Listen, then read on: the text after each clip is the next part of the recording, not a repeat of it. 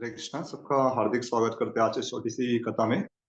हम दो तीन प्रसंग खास करके रामायण से श्री हनुमान जी के बारे में लिखेंगे। तो हनुमान जी ने जब कोशिश किया या सब वानरों ने या जामवान ने उनको प्रेरणा दी कि वो छलांग मारेंगे कूदेंगे, तो जैसे ही ये शक्ति के बारे में ज्ञान होता है, हनुमान जी बहुत सुंदर एक बात कहते हैं।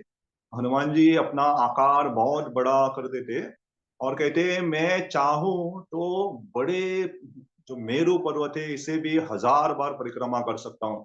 मैं चाहूं तो ये सारे समुद्र के पानी को एक झटके में नाश कर सकता हूँ। और मैं चाहूं तो पूरी लंका को उखाड़ के ला सकता हूँ करके। और ऐसा करके हनुमान जी ने छलांग लगाया। तो सारे वानर देखते रह गए क्योंकि हनुमान जी उनके बीच में ऐसे एक साधारण वानर की तरह थे। लेकिन उनकी इतनी असीम शक्ति के बारे में उनको ज्ञान नहीं था। लेकिन वही हनुमान जी जब सीता माता के पास चले जाते हैं और सीता माता पूछती है कि आप सही में आपका आकार क्या है, आप छोटे हो बड़े हो करके, तो हनुमान जी बहुत सुंदर बात कहते हैं कि भगवान राम की सेवा के लिए मैं चाहूँ तो बहुत बड़ा आकार भी ले सकता हूँ और भगवान राम की सेवा के लिए मैं बहुत छोटा आकार भी ले सकता हूँ। और सीता माता से कहते हैं कि मैं सबसे तुच्छ वानर हूं करके, और मुझसे सारे जो बाकी वानर है या तो मेरे समान है या मुझसे शक्तिशाली है। तो एक तरह से देखेगा कि हनुमान जी वहां पे जब आ रहे थे तो कह रहे थे मैं अपनी स्वयं की बड़ाई कर रहे ऐसा दिख रहा है, और बाद में यहाँ पे सीता माता के सामने अपनी नम्रता का प्रदर्शन कर रहे ऐसा दिख रहा है। लेकिन दोनों जगह पे हनुमान जी की सेवा की भावना है। तो हम देखेंगे वो कैसे करके, क्योंकि वो वहां पे वानर सारे डरे हुए थे, उनको पता नहीं था कौन छलांग लगेगा, वो भी 100 योजना करके। तो उनका उत्साह, उनका प्रोत्साहन और उनको आशा की एक किरण देने के लिए हनुमान ने अपनी शक्ति के बारे में गौरव किया, वर्णन किया, ताकि उनके मन में भी वहां पे उत्साह और आशा की किरण जाग सके। और सीता माता के सामने आए, उन्होंने अपने आप को बहुत नम्र करके दिखाया ताकि सीता माता के मन में भी एक आशा की किरण जाग सके, ताकि उन्हें पता चले कि ये जो वानर आए वो सबसे तुच्छ है, इससे भी बहुत शक्तिशाली और वानर है जो आके पूरे लंका के ऊपर आक्रमण करके विजय देने के लिए भगवान राम की मदद कर सकते हैं करके। तो इसलिए बहुत आवश्यक है कि भगवान राम की या भगवान की सेवा के लिए क्या आवश्यक है वो हमें करना चाहिए। तो ये पहला है। दूसरा, उसी प्रसंग में हम देखते हैं जो जाम्बवान है उससे भी हमें बहुत कुछ सीखना चाहिए। तो जाम्बवान अपने युवा अवस्था में बहुत शक्तिशाली थे। तो भगवान वामन देव ने अवतार लिया था, तो जाम्बवान ने भगवान वामन देव की पैरों की चरण कमल की परिक्रमा 21 बार की थी। तो इतनी शक्ति थे। लेकिन जाम्बवान अभी बूढ़े हो गए थे। उन्होंने कहा मुझ में अभी वो शक्ति नहीं है करके। तो एक भक्त को भी जानना चाहिए कि कब उनकी क्षमता क्या कर सकती है और किस स्तर पे उनको पीछे रहना है करके। लेकिन जामुन ये नहीं कहे कि नहीं नहीं नहीं मैं तो वरिष्ठ हूँ, इतने साल से हूँ, तो मैं ही छलांग लगाऊंगा। तब उन्होंने को प्रेरणा दी, तो हनुमान जी की शक्तियों के बारे में, गौरव के बारे में उनको बताया। तो जामुन पीछे रह के हनुमान जी को आगे रखे। तो इसलिए हम देखते हैं बाद में हनुमान पूरी यहाँ पे रामायण में छाए हुए हैं। आज भी हम देखेंगे ज्यादातर सारे दुनिया भर में हनुमान जी के मंदिर है, लेकिन कोई जामुआन को इतना नहीं जानता, ना तो उनके इतने सारे मंदिर बांधे गए। लेकिन जामुआन हनुमान जी के नायक है। हनुमान जी को आप पूछोगे कौन आपके प्रेरणा के स्थली है, तो वो जामुआन का नाम आएगा। इसलिए यहाँ पे ये दूसरे इसमें हमें बहुत एक तत्व जानना चाहिए कि ये आवश्यक नहीं है कि हम ही सारी सेवा करें करके। तो नई आने वाली पीढ़ी, नए आने वाले भक्तों को भी ये मौका देना चाहिए। और खास करके ऐसे भक्त जिनमें वो क्षमता रहती है, उनकी क्षमता को परख के उनको भगवान की सेवा में लगाना आना चाहिए। और विशेष करके जो वरिष्ठ भक्त रहते हैं, जो सेवा बहुत सालों से भक्ति में, इनका एक कर्तव्य रहता है कि सारे भक्तों के ऊपर थोड़ी नजर रख के किनमें क्या कौशल है, क्या उनकी खासियत है, उससे परख के उनको एक मौका दे ताकि वो भी हनुमान की तरह वहां पे भगवान की सेवा कर सके। अगर जामवान सोचता नहीं नहीं तुम बैठे रहो मैं ही करूंगा करके, एक तो कर भी नहीं पाता क्योंकि बहुत बूढ़े हो गए थे। लेकिन दूसरा है ऐसे जो नए नए भक्त है जो हनुमान थे उनको भी ये मौका नहीं प्राप्त होता। ये दूसरा हमें जानना चाहिए कि दूसरे भक्तों को परख के या दूसरे भक्तों को सेवा में आगे बढ़ने के लिए देना चाहिए करके।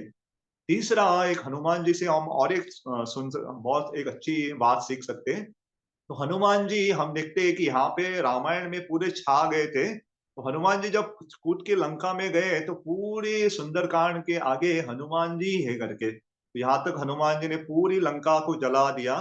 हनुमान जी नाना प्रकार के युद्ध में उन्होंने कौशल दिखाया। लेकिन वही हनुमान जी जब महाभारत में आते तो भीम द्रौपदी देवी के कहने से एक 1000 पंखुड़ियों वाला जब कमल लाने के लिए गए तो वहां पे बीच में उनको एक वृद्ध बंदर प्राप्त होते हैं और ये सोए हुए थे रास्ते के ऊपर और उसकी पूंछ बीच में थी। तो भीम कहते हैं कि आप अपनी पूंछ हटाओ और ये वानर कहते नहीं नहीं करके मैं इतना बूढ़ा हो गया ये पूंछ मुझसे हटती नहीं करके। और बाद में भीम प्रयत्न करते उनकी पूंछ उठाने का लेकिन हो नहीं पाता। तो तुरंत वो समझ जाते हैं कोई साधारण वानर नहीं है करके। तो वो जो वानर थे अपना अस्तित्व उनका रूप दिखा देते हैं कि वही हनुमान जी है करके। तो भीम उनसे एक वरदान प्राप्त मांगते हैं, कहते हैं कि आप हमारा अभी आने वाले दिनों में युद्ध होने वाला है करके तो आप आके हमारी मदद करो करके। तो हनुमान जी कहते हैं आप चिंता मत करो, मैं दो तरीके से आपकी मदद करूंगा। पहला तो मैं अर्जुन के ध्वजा उनके ध्वज के ऊपर बैठ के रहूंगा और जब आप भी जब युद्ध की जय घोष करोगे आवाज निकालोगे तो मैं आपके साथ क्या करूंगा आवाज निकालूंगा। तो अभी देखेंगे तो हम देखते भगवत गीता के शुरुआत में अर्जुन जब पूरे बौखला गए थे क्या मैं अपने परम जो दादा है या मेरे गुरु है इनको मारूं या न मारूं करके। तो ये कारण उनको भगवत गीता कही गई थी। तो हनुमान जी वहां पे ही थे। हनुमान जी चाहे तो कह सकते तो मैंने भगवान राम की सेवा के लिए इतने बड़े युद्ध को जिताने के लिए मदद की। हनुमान जी ऊपर ध्वजा पे बैठ के रहे थे, उन्होंने एक बार भी नहीं कहा भगवान से कि मैं आता हूं करके और मैं सारे आपकी युद्ध में मदद करता हूँ। तो यहाँ पे हमें दूसरा और एक बहुत गहरा सिद्धांत पता चलता है। तो भगवान की इच्छा है किस भक्तों को वो गौरव देना चाहते, किस भक्त का वो गुणगान करना चाहते। रामायण में भगवान राम में हनुमान जी का गौरव करने के लिए उनकी शक्ति का वहां पे तीनों लोक में उनका प्रचार करने के लिए उनका नाम होने के लिए उनको ये संधि दी। लेकिन वही भगवान राम जब भगवान कृष्ण के रूप में आते वो चाहते थे कि महाभारत की युद्ध के जो नायक है वो अर्जुन बने करके और हनुमान जी को वहां पे चुपचाप रहने की सेवा थी। भीम जब वहां पे चिल्लाएंगे तभी चिल्लाओ करके। तो हनुमान जी ने एक बार भी पूछा नहीं कि ऐसा क्यों हो करके।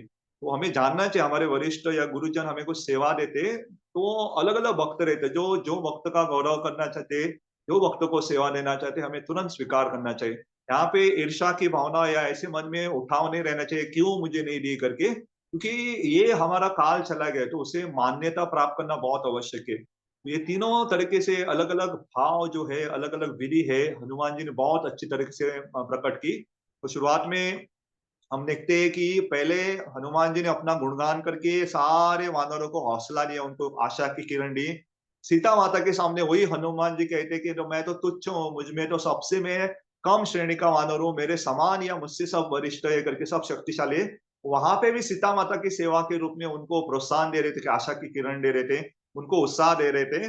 वही हनुमान जी के बाद में जब जाम्बवान के साथ संबंध जाम्बवान पीछे रह के हनुमान जी को उन्होंने आगे रखा ताकि हनुमान जी सेवा करे करके। तो हमें भी वो चेतना में रहना चाहिए कि हर बार हम ही सेवा करें ऐसा जरूरी नहीं। हमें आने वाली पीढ़ी जो भक्त रहते हैं उनको तैयार करना है क्योंकि और 50 साल में बहुत सारे भक्त यहाँ पे जो है जूम मीटिंग पे नहीं रहने वाले। तो आगे वाली पीढ़ी को तैयार करना भी बहुत आवश्यक है। और आखिरी में हनुमान जी जानते भगवान की क्या इच्छा करके वो जानते थे महाभारत युद्ध में मेरा काम केवल चुपचाप ध्वजा के ऊपर बैठना है और भीम जब आवाज निकालते हुए। तो वैसे ही जब गुरु जान चाहते उस मन को जान के हम हमारी कर्तव्य हमें सेवा देना चाहिए। तो ये तीनों चीजों को याद रखते हुए आने वाले दिनों में हम ऐसी भावना से सेवा करने का प्रयत्न करेंगे। तो सारे भक्त जो हमें उनके लिए हम सादर प्रणाम करेंगे। वांछा कल्पतरुभ्यश्च कृपा सिंधुभ्यश्च पतितानां पावनेभ्यो वैष्णवेभ्यो नमो नमः। अनंत कोटि वैष्णव वृंद की जय। श्रील प्रभुपाद की जय। हरे कृष्णा।